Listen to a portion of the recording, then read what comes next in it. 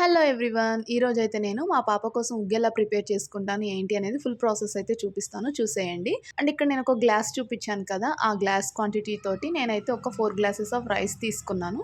And అలాగే ఒక glass తోటి నేను కందిపప్పు అయితే తీసుకున్నాను.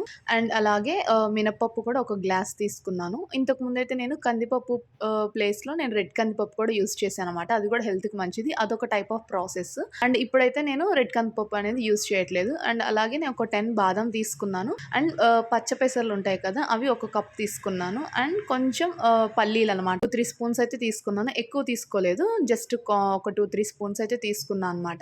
అండ్ ఉగ్గు అనేది ఎప్పుడు ఒకటే టైప్ ఆఫ్ పల్సెస్ కాకుండా అప్పుడప్పుడు చేంజ్ చేస్తూ ఉండాలి. అప్పుడే వాళ్ళకి టేస్ట్ అనేది తెలుస్తూ ఉంటుంది. లైక్ ఒకసారి రాగులు యాడ్ చేసి అండ్ ఒకసారి మకానా యాడ్ చేసి అలా చేస్తూ ఉంటే బాగుంటుంది వాళ్ళకి కూడా. అండ్ ఇప్పుడైతే ఇవి మొత్తం ఒకసారి మొత్తం క్లీన్గా వాష్ చేసి పెట్టుకుందాము.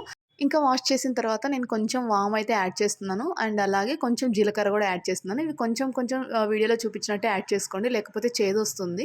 వాష్ చేయకముందే అవి యాడ్ చేసుకుంటే ఏంటంటే, వాష్ చేసినప్పుడు వాము, జీలకర్ర అనేవి చాలా చిన్నగా ఉంటాయి కదా, అవన్నీ ఆ వాటర్ తోటి వెళ్ళిపోతాయి. సో ఇక్కడైతే వాష్ చేసిన తర్వాత మంచిగా ఎండలో అయితే ఆరబెడుతున్నాను. ఈ ప్రాసెస్ అయితే మస్ట్ అండ్ షుడ్ అనమాట. ఎందుకంటే అది ఎంత మంచిగా ఎండితే మనకి ఆ పౌడర్ అనేది అన్ని డేస్ ఉంటుంది. అండ్ తర్వాత పైనుంచి ఇట్లా ఒక క్లాత్ అయితే కప్పాను, ఎందుకంటే మనకి డస్ట్ అది పడకుండా ఉంటుంది. సో ఒకసారి అయితే చెక్ చేసుకుందాము ఇది మొత్తం డ్రై అయిందా లేదా అనేసి. ఇక్కడైతే ఒకసారి చూపిస్తున్నాను చూడండి. మనం హ్యాండ్ తోటి ఇట్లా అన్నప్పుడు ఆ రైస్ అనేది ఇట్లా మొత్తం విరిగిపోతుంది అనమాట. అప్పుడు మంచిగా ఎండిపోయినట్టు అనమాట.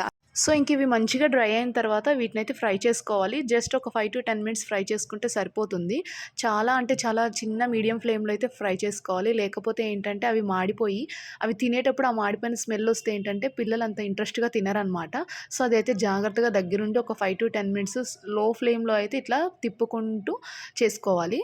అండ్ మీకు తెలుస్తుంది ఆ పచ్చి స్మెల్ పోయి మంచిగా ఫ్రై అయినట్టు. సో ఆ టైంలో అయితే స్టవ్ ఆఫ్ చేసుకొని దీన్నైతే ఒక 5-10 మినిట్స్ చల్లారనిద్దాము. సో చల్లగా అయిన తర్వాత మాత్రమే దీన్నైతే పౌడర్ కోసం అని ప్రిపేర్ చేసుకోవాలి మిక్సీలో.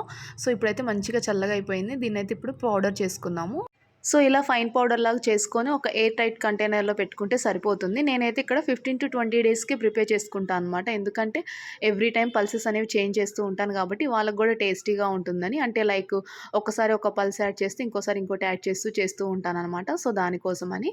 అండ్ ఇక్కడైతే దాన్ని ఎలా ప్రిపేర్ చేయాలో కూడా ఇంక్లూడ్ చేశాను. ఫస్ట్ అయితే బాయిల్ చేసుకుంటున్నాను వాటర్. ఈ లోపు నేను ఒక జస్ట్ కొన్ని వాటర్ తీసుకొని ఒక ఎంత పౌడర్ కావాలో అంత పౌడర్ అనేది వాటర్లో యాడ్ చేసి ఉండలు లేకుండా నీట్గా అయితే ఇక్కడనే ఇట్లా ప్రిపేర్ చేసి పెట్టుకోవాలి.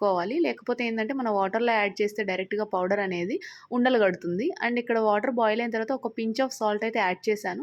యూజువల్లీ 1 ఇయర్లో పిల్లలకైతే సాల్ట్ అంత మంచిది కాదంటారు. జస్ట్ ఒక పించ్ అన్న యాడ్ చేయకపోతే ఏంటంటే వాళ్ళకి టేస్ట్ లేక సరిగ్గా తినట్లేదు. అండ్ ఇక్కడ చూసారా మనకి థిక్నెస్ అనేది తెలుస్తూ ఉంటుంది కదా.